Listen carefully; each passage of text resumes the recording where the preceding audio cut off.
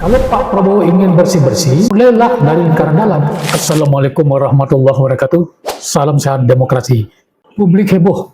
Kepolisian Republik Indonesia, Polri, menggeledah aset-aset yang diduga milik Jampitsus Febri Ardiansyah.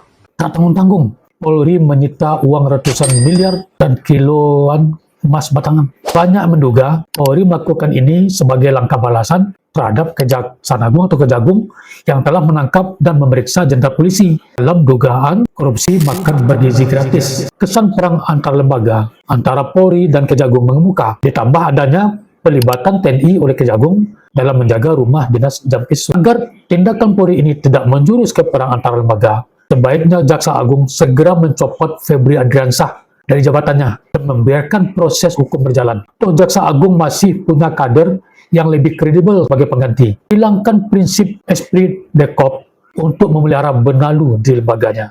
Sekarang, mari kita lihat dari sisi lain. Ini sebenarnya bukanlah perang antar lembaga, karena yang disasar adalah oknum-oknum terduga tindak pidana korupsi atau tindak pidana pencucian uang. Saya justru melihat ini sebagai sinergi antar lembaga untuk saling membantu, membersihkan lembaga mitranya. Kenapa? Waktu Pak Prabowo setahun yang lalu sudah mengingatkan agar pimpinan lembaga membereskan secara internal lembaga mereka. Publik menunggu langkah bersih-bersih yang akan dilakukan oleh pimpinan lembaga. Pak Mahfud MD sudah wanti-wanti. Kalau Pak Prabowo ingin bersih-bersih, mulailah dari lingkaran dalam. Karena pelaku korupsi itu ada di lingkaran dalam Pak Prabowo. Publik berharap pimpinan lembaga penegak hukum dan pertahanan sebagai barometer, yaitu Kapolri, Panglima TNI, Jaksa Agung, dan Ketua KPK, lakukan bersih-bersih secara internal, secara radikal. Tapi gerakan itu tidak muncul.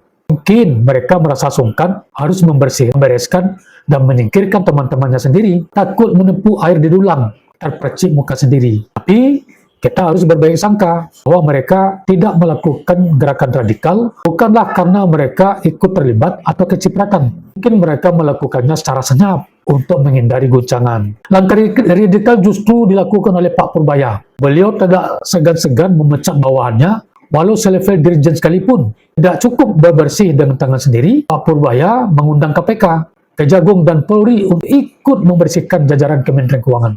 Target Pak Purbaya, Kementerian Keuangan hanya boleh diisi oleh orang-orang yang bersih. Padahal sebelumnya, Kementerian Keuangan terkesan untouchable dari aparat penegak hukum. Nah, disinilah Kapolri, Jaksa Agung, Ketua KPK, dan Panglima TNI bisa mencontoh Pak Purbaya. Tidak bisa bersih-bersih internal sendirian, pakailah tangan lembaga lain. Ya, seperti contoh, Jaksa Agung membantu Kapolri dalam membersihkan lembaga Polri. Dan Kapolri membantu Jaksa Agung dalam membersihkan lembaga Kejagung dari oknum-oknum koruptor. Kita tunggu juga episode berikut. Misalnya, Panglima TNI meminta KPK membersihkan lembaga TNI. KPK meminta Kapolri atau Jaksa Agung dalam membersihkan lembaga KPK. Kalau sinergi ini berjalan mulus, maka korupsi akan mudah diberantas di Indonesia.